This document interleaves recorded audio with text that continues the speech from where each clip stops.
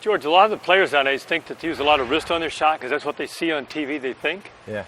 So they end up doing all kind of funky stuff trying to get their wrist involved in the shot. How's the best way to fix that? Okay, here's a great way to fix the guy that's too wristy.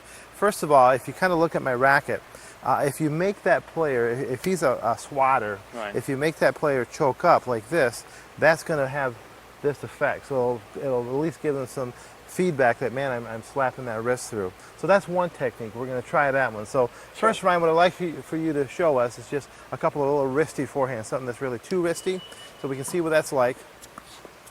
You know, he's just whipping it all over the place. And he's hitting topspin. A lot of times just people crack through it, and they don't hit so much topspin, but they're just cranking on the ball and they have too much power. Right, so let's kind of get that wrist to calm down. Let's kind of quiet that wrist a little bit. So what I'm going to have you do, Ryan, is I'm going to have you hold your racket pretty far up, right about here. Now if you really start to do a lot of wrist, particularly if your wrist is coming through this way, you're going to feel that. Okay, I'll give you some feedback. So try to like lengthen the stroke without snapping that wrist.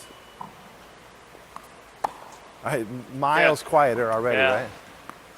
That's something he can feel. You can tell him all day, but when he can feel the difference. Yeah.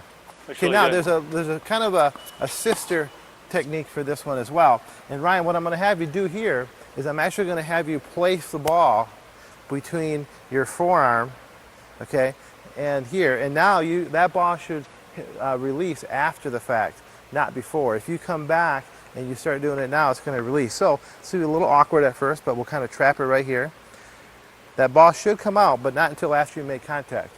All right, so this is just another creative way to help him do that. We'll let him crank a few here.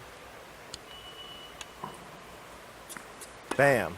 Okay, there, it didn't come out till the very end. Perfect. So that's just another tip. But players that are wristy, I mean, that's common nowadays because people are looking for power. Right. And there's two kinds of wristiness, I think. The people that are too wristy with topspin and the ones that are just too wristy coming through. I agree. Okay, so that's a great way and a couple of tips that you can correct if you're going to use against players or where you have students that are just too darn wristy.